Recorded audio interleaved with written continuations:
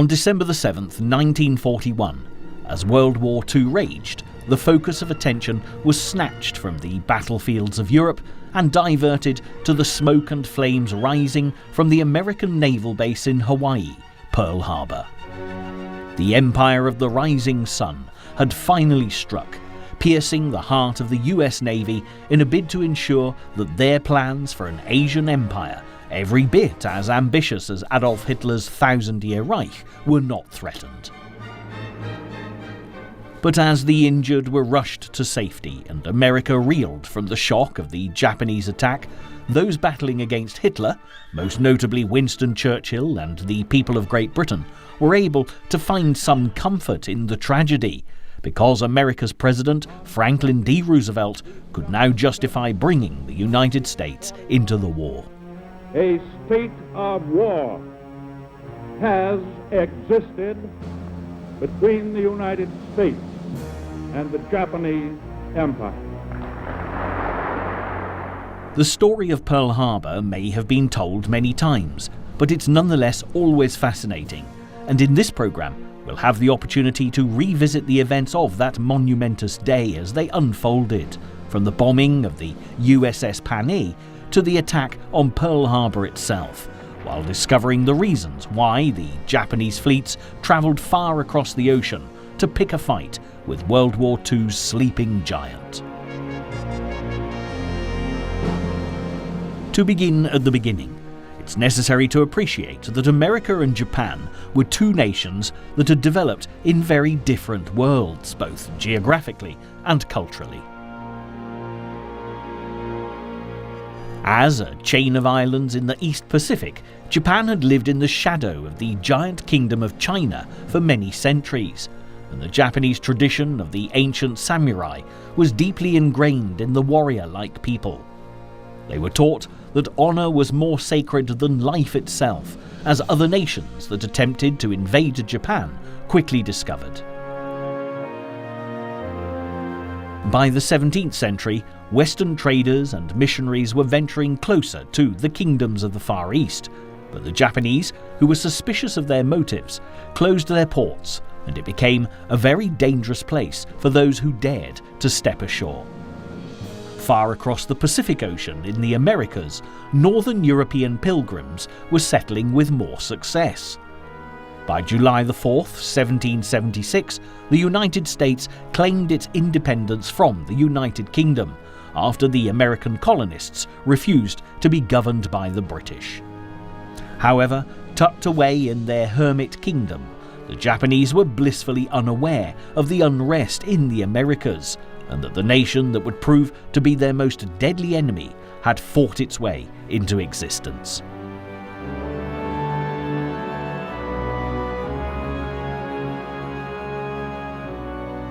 It was a new age, and as time moved on, the great industries of the Western world developed. By the 19th century, there were ships travelling to the Far East in search of wealth that carried heavy armaments to protect their interests, and even a hermit kingdom like Japan was under threat. Soon it was clear that despite their warrior traditions, the Japanese would not be able to repel the encroaching ships forever. In 1854, a great fleet loomed on the horizon, led by the American Commodore, Admiral Matthew Perry. Tales of his victories in the Mexican-American War had spread as far as Japan, and the nation knew that this time they would have no choice but to open their ports. Within 4 years, the Americans had secured treaties to guarantee trade with Japan, and the Netherlands, Russia, Britain and France swiftly followed with their own agreements for trading rights. The Japanese came to know them as the shameful, unequal treaties.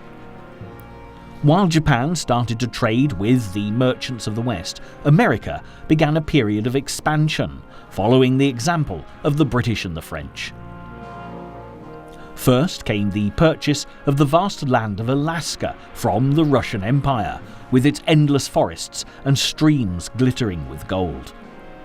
In the Spanish-American War of 1898, it won Spanish land in the Pacific, the Philippine Islands and Guam, along with Puerto Rico in the Caribbean. The same year, America annexed the archipelago of Hawaii, which had first been explored by Captain Cook over 100 years earlier.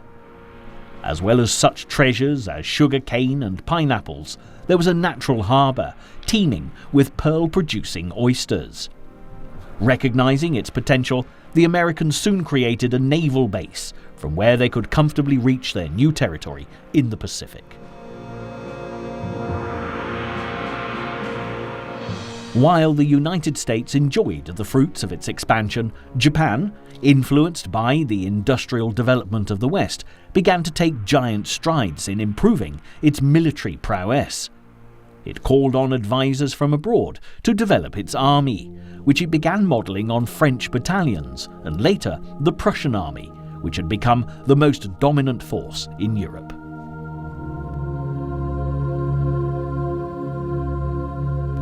The naval fleet, on the other hand, was based on the British Royal Navy, and by the turn of the century would impress the world when it defeated the mighty Russians at sea. In 1904, the Kingdom of the Russian Tsar was venturing dangerously close to Korea, the country Japan regarded as their safety buffer. In a magnificent assault, Admiral Togo led his naval forces into a surprise attack on the Russian fleet at Port Arthur in northeastern China. 18 months later, Japan celebrated their victory, and Togo would go down in history as the Nelson of the East, to be forever worshipped by Japanese naval officers.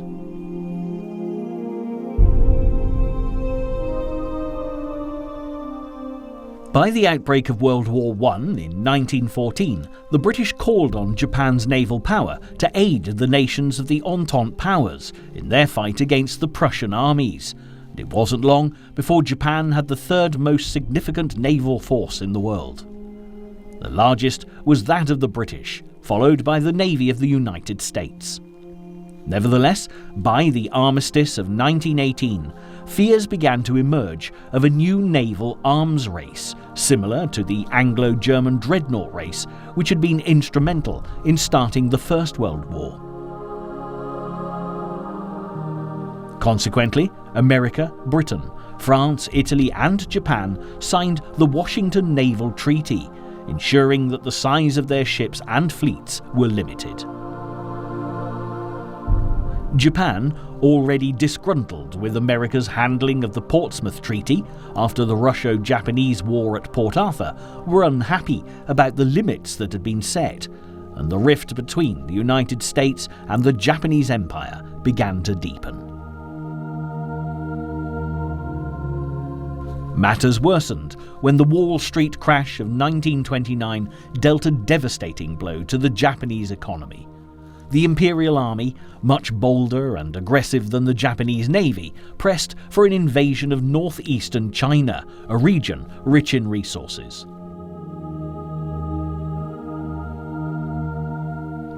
In 1931, the more nationalist factions of the military drove their troops into Manchuria, and before the government in Tokyo could put a halt on the action, the conflict with China was gaining momentum.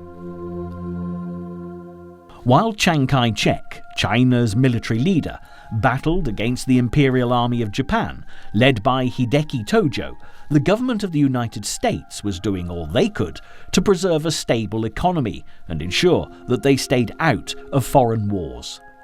America had been gravely affected by the Wall Street crash and was struggling in the depression that had hit its people so hard. There was, however, some improvement by the mid-30s, and with President Franklin D. Roosevelt at the helm, America seemed to be well on the road to economic recovery, but there were now more pressing threats looming large. The fascist leader, Mussolini, like the Japanese military, was looking to grasp new territory and had marched his troops into Africa, seizing Abyssinia, and soon after, in 1936, civil war broke out in Spain and the country became embroiled in bloody battles. Haunted by the memory of thousands of lives lost in the First World War, America was reluctant to be dragged into another European conflict, and neutrality acts were passed to keep it isolated from struggles beyond its shores. Nevertheless, as the Japanese continued to march through China, America would find it increasingly difficult to keep its isolationist composure, looking on from the sidelines. By 1937, Japan had renounced the Washington Treaty, and the battle against China had escalated into a raging war. General Tojo had seized Shanghai and was driving his army south towards China's capital, Nanjing.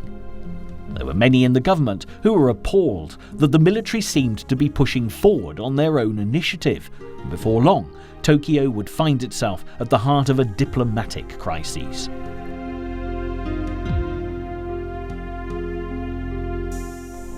Eventually, Tojo's army reached Nanjing by December 1937 and proceeded to wreak havoc on the city and its inhabitants.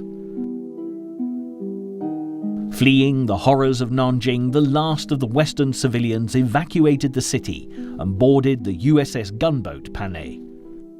The next day, to the horror of the ship's captain, Japanese naval planes began to dive towards the Panay, which was clearly marked as a US vessel, blasting it with bombs. The moment was immortalized by an American newsreel cameraman on board, and the ship sank slowly to the bottom of the Yangtze River. Although most were rescued, many people had been badly injured, and 3 Americans had been killed.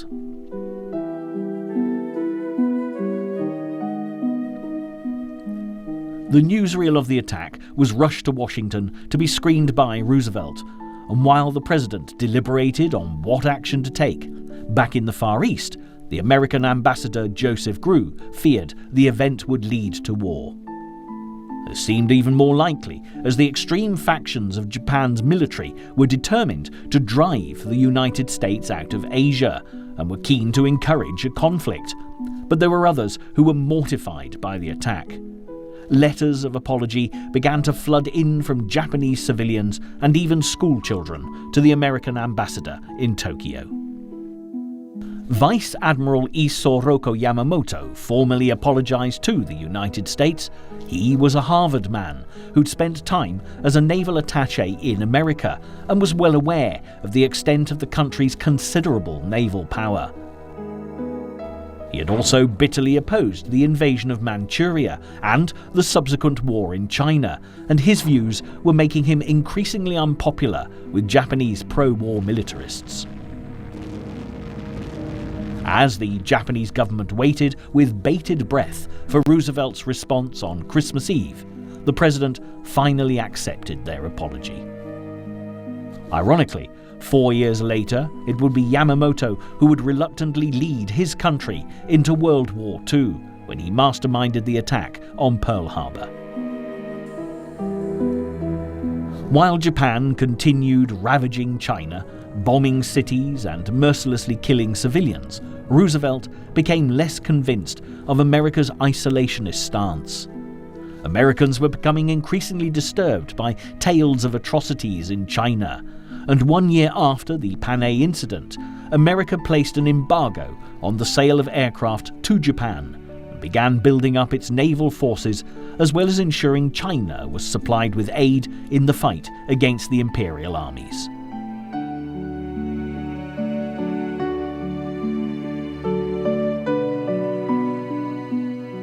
There was also growing concern over the persecution of Jews in Germany and Austria. By now, Adolf Hitler was becoming a prominent figure on the political battlefield, as the German nation attempted to rebuild itself, and there were fears that another world war was on the horizon.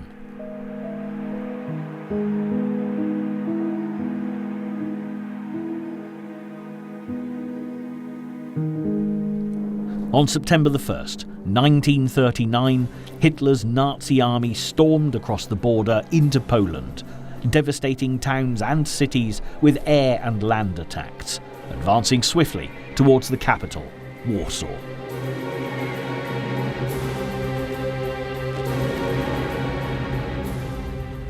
Two days later, France and Britain declared war on Germany.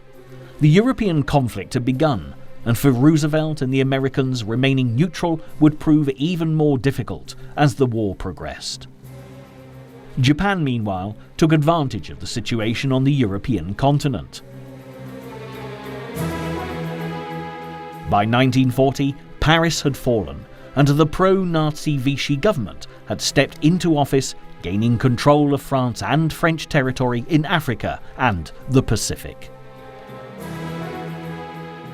Indochina, better known today as Vietnam, was providing a useful route for aid to China, and determined to block American supplies, Japan decided to make an agreement with French officials so troops could be moved in. On September the 22nd, 1940, the Japanese and the French Vichy government, now controlling Indochina, signed an accord which granted transit rights through the country, although the number of troops allowed would be limited. But soon after the agreement was made, fighting broke out between Japanese and French troops. Within 4 days, ports and airfields were seized by Imperial soldiers, enabling them to have their warplanes stationed within range of American territory in the Philippines.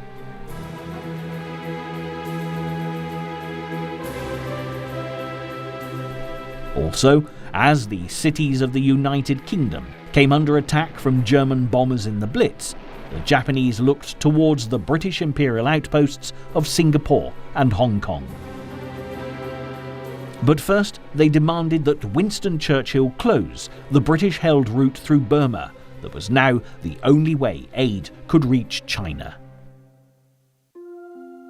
With the battle for the Atlantic to consider as well, the British Prime Minister had no ships at his disposal to defend territories in the Pacific, so he had little choice but to give in to the demands of the Japanese, and the Burma Road was closed.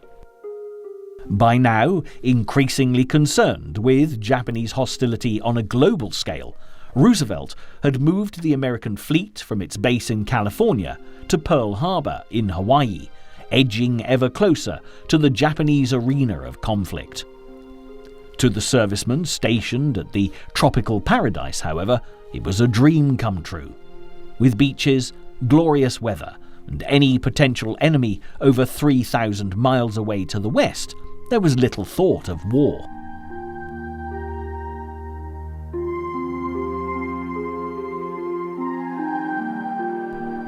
Despite the Americans' determination to stay out of the conflict, Roosevelt had by this time brought in the Selective Service Act, which required all males between 21 and 36 to register. Described as essential preparation, in case the USA came under attack, Roosevelt was ever watchful of the Japanese, especially in the Pacific, and as events progressed, the American president's concern would prove to be more than justified.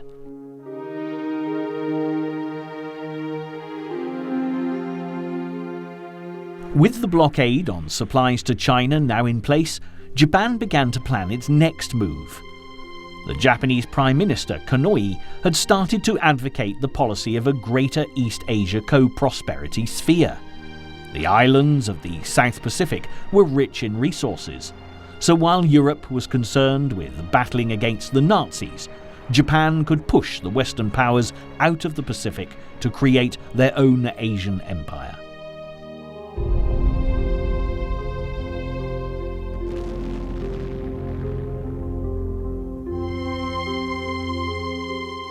America had been cutting back oil supplies to Japan since the summer, and the Dutch East Indies had crucial supplies.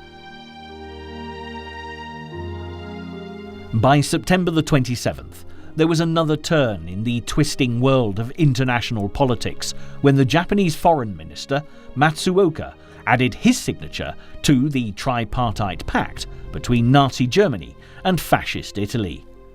The two European dictators approved of Japan working towards an Asian empire, and as the three nations were united, the Japanese moved ever closer to a conflict with the United States and the Allied forces. Yamamoto, who was by now commander-in-chief of the combined fleet, made his opposition to such a pact clear. He was well aware of the immense naval power of the United States, and felt that many took the prospect of a Japanese-American war far too lightly. His warning could not have been clearer when he said, "It is not enough that we take Guam and the Philippines, nor even Hawaii and San Francisco. To make victory certain, we would have to march into Washington and dictate the terms of peace in the White House." The question could not have been simpler. Was the Japanese government prepared to make the necessary sacrifices for such an extraordinary event to become a real possibility? It was a brave stance to take, and Yamamoto soon found himself the target for death threats, which came not only from extreme nationalists, but also from the Japanese army, and military police were even dispatched to follow his movements. Nevertheless, it was fast becoming increasingly clear that Japan was being propelled towards a conflict with America, and the army at least recognized how valuable Yamamoto would be in the event of them going to war.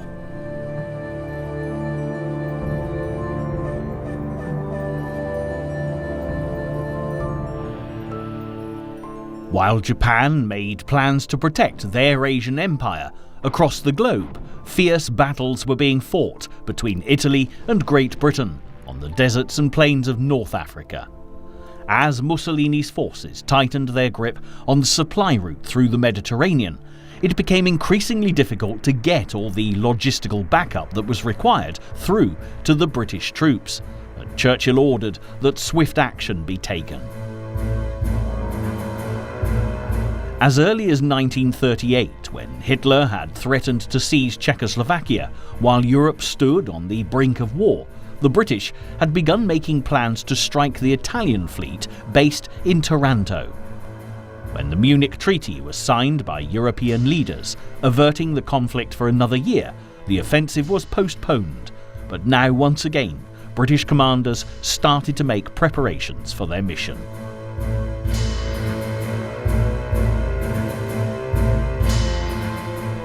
The attack on the Italian fleet was groundbreaking, as it was the first all-aircraft naval attack in history and took the Italians completely by surprise. As well as achieving secrecy, the British had also developed special torpedoes that could be dropped from low altitudes that would work effectively in the shallow water of the Italian bay.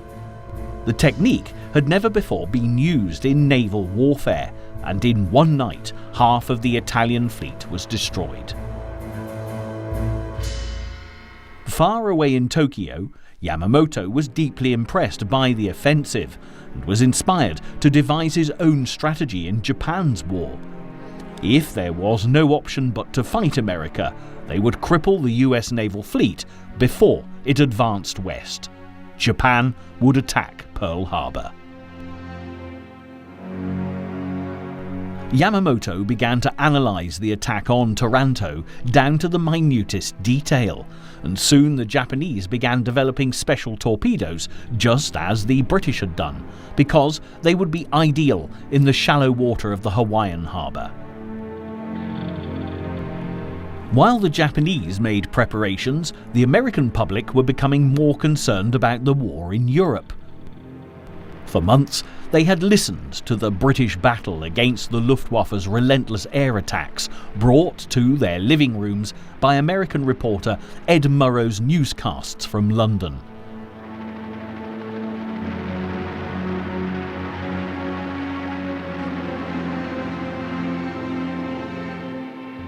They had heard bombs tearing through the air as civilians hurried to air raid shelters and stumbled to the safety of the London Underground.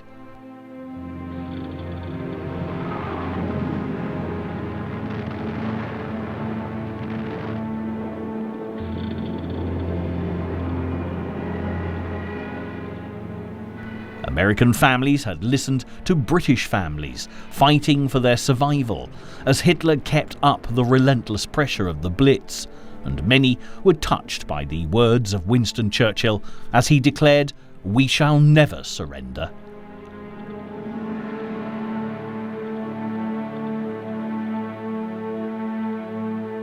America was facing the facts. Neutrality was probably not going to be an option for them for very much longer, in a war that threatened to plunge Europe into the abyss of a new dark age. By June 1941, the war was spreading further across the European continent, as Hitler sent a vast Nazi army marching into the Soviet Union, reneging on the non-aggression pact he'd agreed with Russia before storming into Poland back in 1939. Now both Churchill and Russia's leader Joseph Stalin turned to Roosevelt, and it was ever more likely that the new world, with all its power and might, would have to come to the rescue of the old.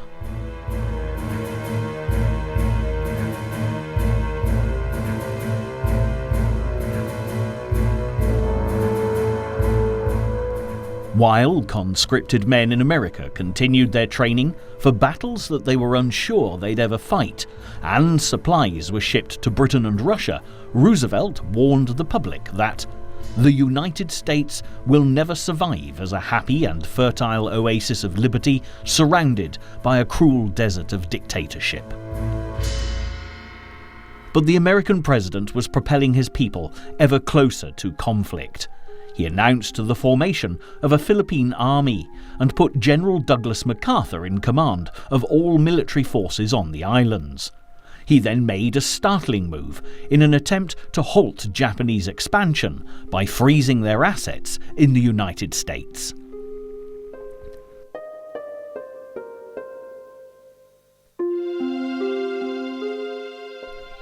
America's lead was soon followed by Great Britain, and it became virtually impossible for Japan to purchase oil, which presented a huge problem, threatening their plans to expand into new territories dramatically.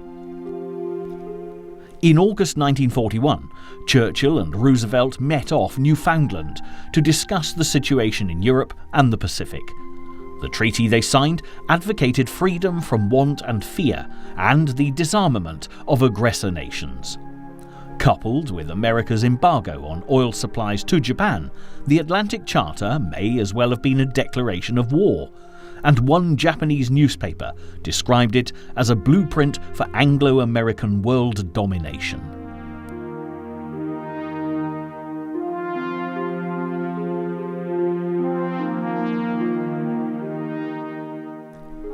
On September 6, 1941, at a rare imperial conference overseen by Emperor Hirohito, the Japanese Supreme Command decided that if negotiations bore no fruit, by October the empire would go to war.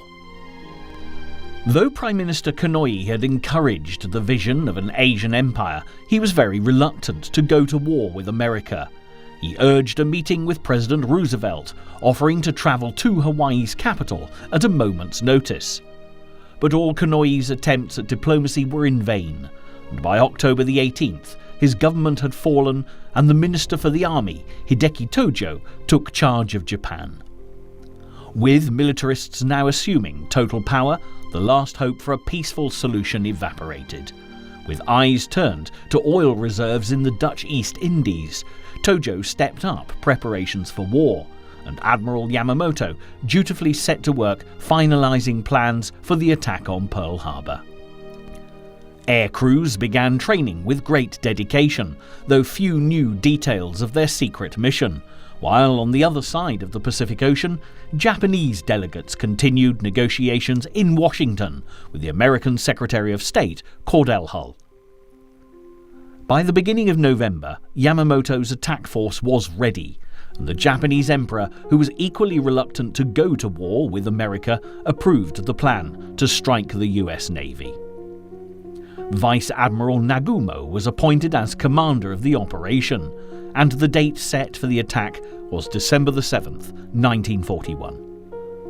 Yamamoto would remain at his base in Hiroshima during the offensive, but before the carriers left the shores of Nippon, he spoke to his men, wishing them success for the coming battle. He filled them with courage, but in his heart he knew just how difficult an enemy America would be to defeat.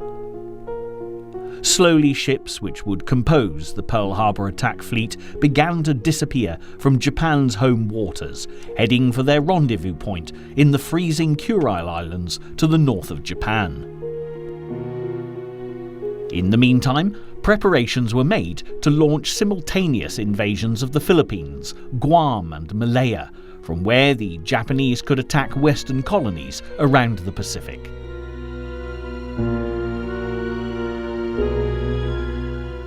Movements of Japanese ships were monitored by American intelligence, but no one seemed to realize that beside the threat to the Pacific Islands, an enormous task force was heading for Hawaii.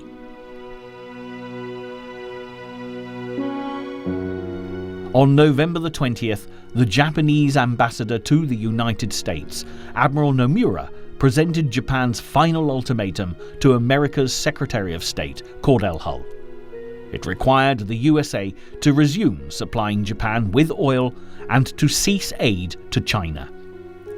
As Hull began composing his reply, Tokyo cabled its ambassadors in America, warning that they only had days to reach an agreement before it would be too late.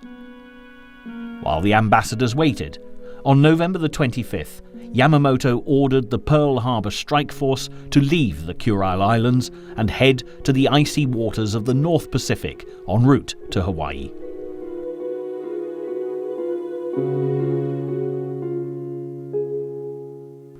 A day later, Cordell Hull handed his reply to the Japanese ambassadors.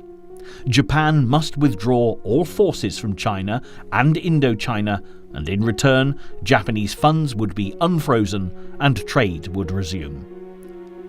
They were not terms that the Japanese were willing to accept, and back in Tokyo, those who favoured diplomacy realised that negotiations would have to come to a close.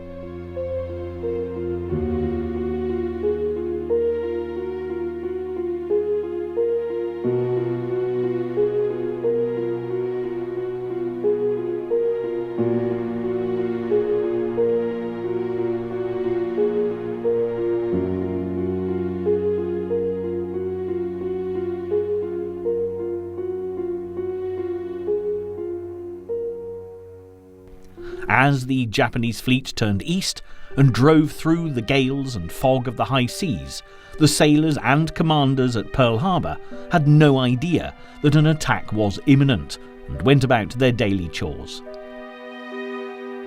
As US and Japanese relations had deteriorated, the naval base had been put on high alert, and there'd been plenty of manoeuvres and mock airstrikes to prepare for a possible attack.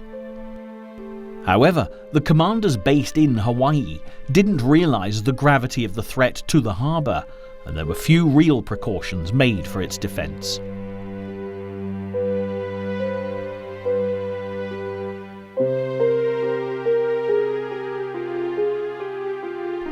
It's interesting to note that along the west coast of America, in San Francisco, an intelligence officer picked up unusual transmissions emanating from the west of Hawaii.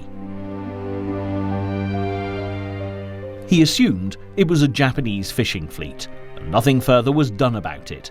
Nevertheless, it was one of many clues that, had it been picked up on, might well have averted disaster. On November the 18th, the US Navy cracked a secret code enabling them to decipher information sent to the Japanese ambassadors in Washington. It announced that, in case of emergency, the following warnings will be added to the middle of the daily Japanese news broadcast. North wind, cloudy, would mean war with the Soviet Union. West wind, clear, meant war with Britain and its colonies. And east wind, rain, represented war with the United States. If Japanese delegates on foreign soil heard this weather report, they were ordered to destroy all code papers.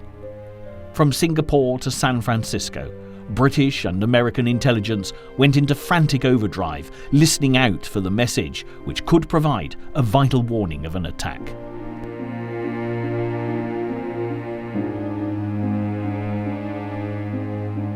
What's more, tensions were building in another arena. The German foreign minister, von Ribbentrop, had told the Japanese ambassador in Berlin that Hitler would join the war immediately if Japan began a conflict with the United States. Tokyo, in turn, informed Germany that the time of this war may come quicker than anyone dreams. It was December the 1st, and Roosevelt was well aware that a peaceful conclusion to relations between Japan and America looked more unlikely by the day.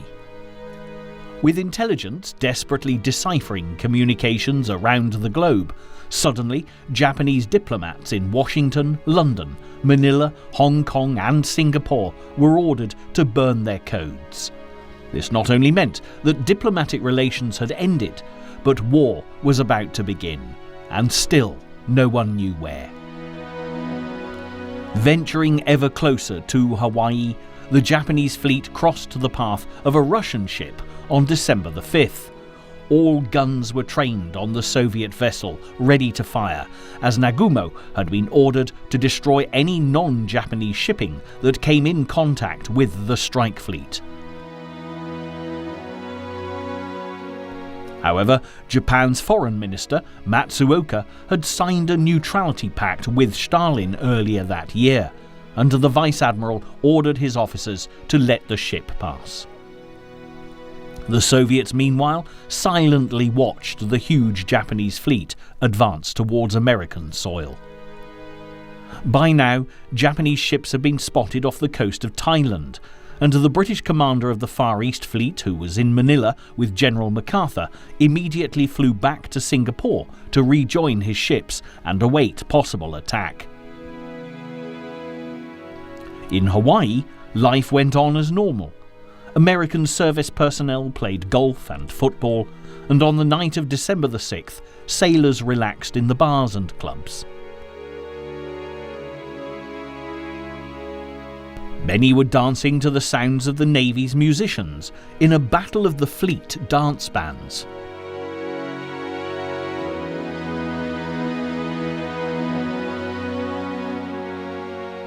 Ironically, the men playing in the competition were given permission to lie in the next morning, but the band of the USS Arizona would never see another day, as none of them survived what was about to happen. Meanwhile, a 13-part message from Tokyo to its embassy in Washington had been intercepted by American intelligence. Before even the Japanese ambassadors had a chance to decipher the contents, Roosevelt read the intercepted papers himself and realized that Hull's offer had been rejected. The president said, "This means war." But the message was incomplete, and it wasn't until the next day that the 14th part actually arrived. At 4:50 a.m. on Sunday, December the 7th, Japanese submarines stealthily entered through the harbour gates. They were reported and a hunt began, but a general alarm was not given. Less than an hour later, on the other side of the Pacific, the Japanese were busy starting another battle as they attacked the British-controlled territory of Malaya, but the authorities in Hawaii remained totally unaware of the hostilities. In actual fact, the Japanese commanders had planned for the two invasions to begin at exactly the same time, but an officer's error led to a slight change in plan.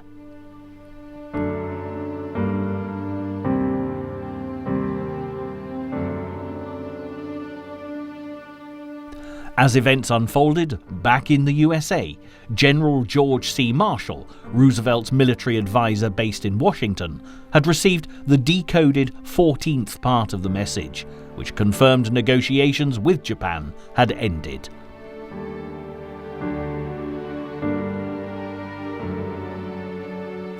Yamamoto had wished to abide by military law, giving notice of an attack, and had ordered the Japanese ambassadors to take a message saying negotiations had failed to the White House by 1 p.m. This would mean 7 a.m. in Hawaii, giving a full hour's notice. Marshall sent word to Pearl Harbor to be on the alert, but his message would arrive too late for the Americans in Hawaii. while Ambassador Nomura called Cordell Hull at the White House to set up his 1 p.m. appointment.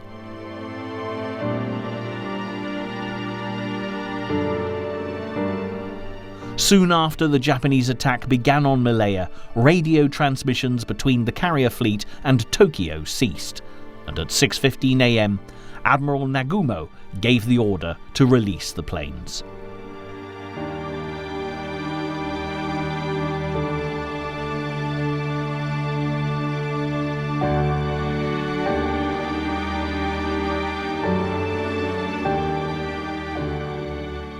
The first wave took off from their carriers in a giant swarm, and the very same flag that had flown during the attack on the Russian fleet at Port Arthur all those years earlier waved triumphantly from the lead ship.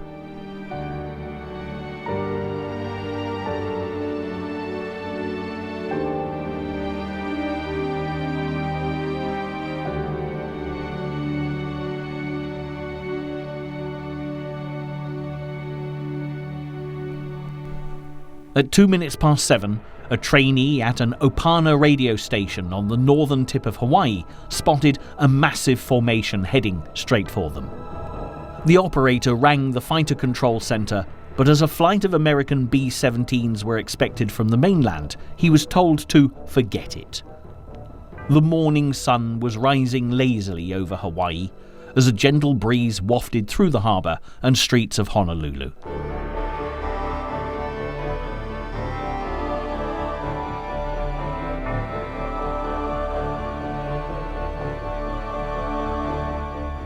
Most were asleep after a Saturday night out, and some were still awake, entertaining their friends.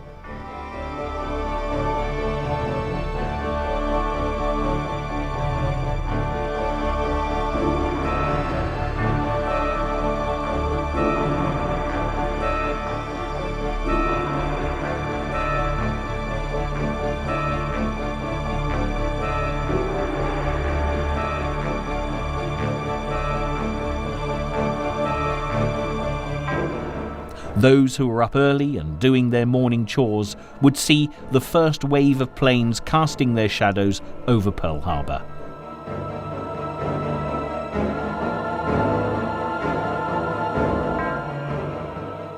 It was 7:55 when the first bomb struck.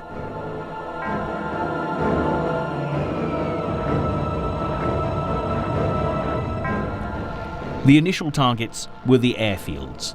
The planes didn't have a chance to get off the ground, as the incendiary bombs fell swiftly on their targets.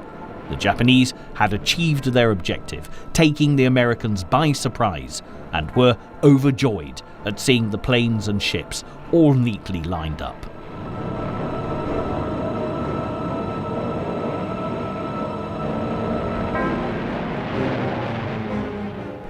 One Japanese pilot exclaimed, "Haven't the Americans heard of Port Arthur?" And as US servicemen leapt into action on the airfields, the message, "Air raid Pearl Harbor, this is not a drill," was broadcast, while the Japanese cried, "Tora, Tora." It meant Tiger, indicating the attack had been a surprise. More planes had now started to attack the American ships. The torpedoes, developed for shallow depths, sliced through the water, hitting their targets with precision.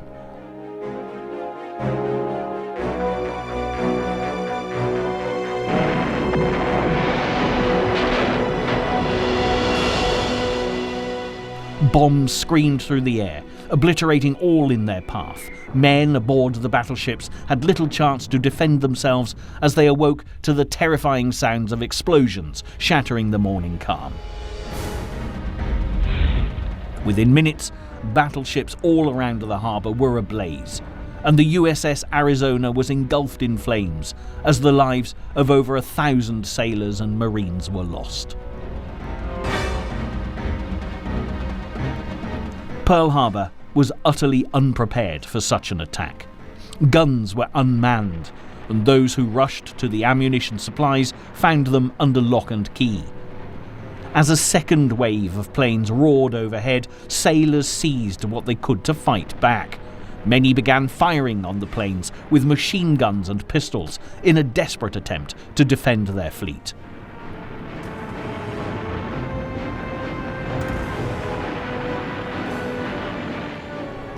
The Japanese were astounded at how unprepared the Americans were for such an attack. But as the second wave of planes approached, they would face more resistance from the US troops as they began to man the guns. Many heroes would later emerge from the chaos of Pearl Harbor, one of the most famous being Doris Miller, a mess attendant aboard the USS West Virginia, as well as the ship's captain, Mervyn Benyon. As the smoke and flames filled the morning skies, a bomb had exploded on the deck of the West Virginia, showering the captain with shrapnel. Doris was instructed to carry him to safety, but Benyon insisted on giving orders from the deck until his death. Despite having no training, Miller seized one of the anti-aircraft guns and began firing at Japanese planes until there was no ammunition left.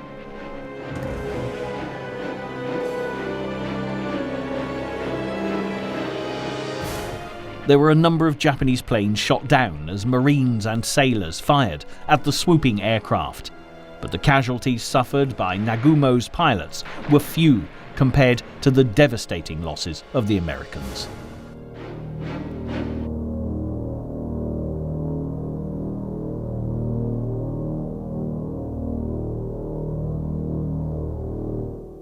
All around Pearl Harbor, civilians who had at first thought the explosions were part of military maneuvers quickly became all too aware that it was not a practice. One reporter, waking to the sound of anti-aircraft fire, jumped onto the phone, asking the press officer at the other end, "Who is it, Harry? You don't think it's the Germans?" This just confirms how unexpected the Japanese attack was. And as the battle continued at Pearl Harbor, many civilians were killed or wounded, hit by shells raining down from the skies. While the US ships were consistently hit and casualties continued to rise, stateside by 9 a.m. the Japanese envoys were walking up the steps of the White House. It was now 2 o'clock in the afternoon in Washington.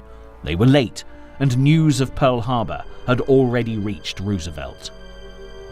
Secretary of State Hull received Kurusu Nomura coolly, but then unleashed his fury at the message that stated negotiations had failed. Ironically, they would later vow that they had no idea that Pearl Harbor was to be attacked. By 10 a.m., the skies over the Hawaiian harbour were clear, but the ground was a seething mass of smoke, burning ships, and people scurrying to and fro, tending to the injured. Over 2,400 Americans had been killed, 21 ships had been sunk, almost 200 aircraft had been destroyed, and 5 of Pearl Harbor's 8 battleships were sinking or heavily damaged. Only 29 Japanese planes had been lost. However, the Japanese weren't finished. Vast oil reserves and fleet repair facilities hadn't been destroyed. Nagumo's junior officers urged a third wave to finish the job, but the admiral was reluctant to incur further losses, and fearing they would run low on fuel, he turned the ships around and headed for home. Nevertheless, Japan had missed out on one vital element in this engagement. The major aircraft carriers weren't at Pearl Harbor when Japan struck. One, carrying Admiral Bull Halsey, was returning from delivering planes to Wake Island. But upon hearing of the strike, he vowed to avenge his fellow Americans killed at Pearl Harbor and would spend the next 3 years pursuing the Japanese all around the Pacific. Admiral Yamamoto would later acknowledge that the failure to order a third strike had grave consequences for the Japanese in the Pacific War. But for the time being, the whole of Japan joined in with the celebrations. In the immediate aftermath, Roosevelt resolved only to declare war on Japan, while waiting to see if Hitler commenced hostilities before taking America to war with Germany as well. But while Honolulu was still reeling from the attack, 9 hours after the first strike, the Japanese began bombing the American base in the Philippines. General MacArthur, who was defending the US position there, had in point of fact a much more sustained Japanese onslaught to resist than had been the case at Pearl Harbor. When Japan invaded the Philippines 3 days after the first bombing raids, they served notice that this was going to be a hard and bitter-fought campaign. On December the 8th, 1941, as crowds of people gathered outside Congress, President Roosevelt made a brief address which would be broadcast throughout the world as the USA officially declared war on Japan. Shocked and angered by the loss of so many of their fellow countrymen, the American people cheered their president, now ready to join a war that after Pearl Harbor had become truly global. That since the unprovoked and dastardly attack by Japan on Sunday, December 7, 1941, a state of war has existed between the United States and the Japanese Empire. All that remained now was for America to await Adolf Hitler's response. The Führer was at his Wolf's Lair headquarters on the Eastern Front when the news of Pearl Harbor came through. The German armies were retreating from Moscow, and the war against Stalin and the Russians was not going well, with the Nazis sustaining horrendous casualties in a campaign their Führer had been convinced would be quickly won.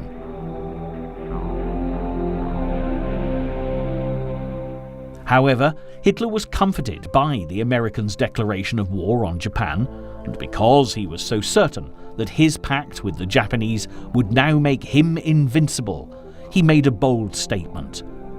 "We can't lose the war now. We now have an ally which has never been conquered in 3,000 years." On December the 11th, Hitler spoke for 90 minutes, furiously insulting Roosevelt, giving a speech which he concluded by declaring war on the United States of America. It was a rash move, taking on the greatest financial power in the world, as well as the Russians and the British. For perhaps the first time, the people of Germany, who had in the early years of the war been prepared to follow wherever Hitler led, began to wonder whether their Führer would be able to deliver his promises of a 1,000-year Reich.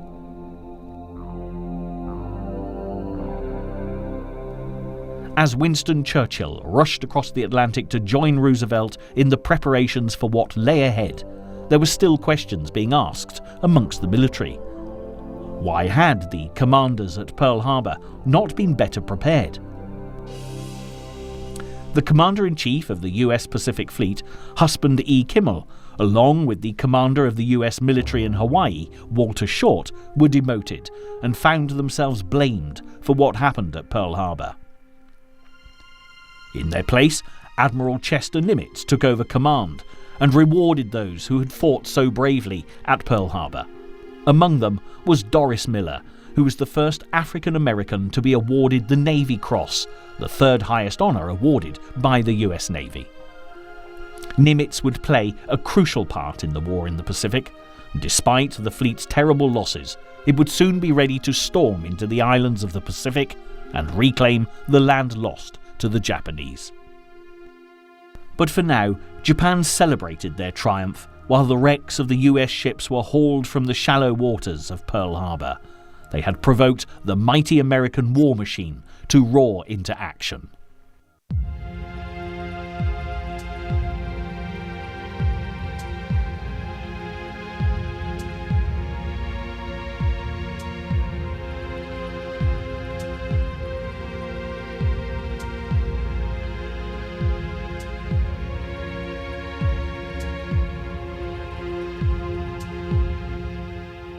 While the Japanese battled against the troops of General MacArthur in the Philippines, the man responsible for planning the attack on Pearl Harbor, Admiral Yamamoto, was far from optimistic, despite the undoubted success of the operation he'd devised.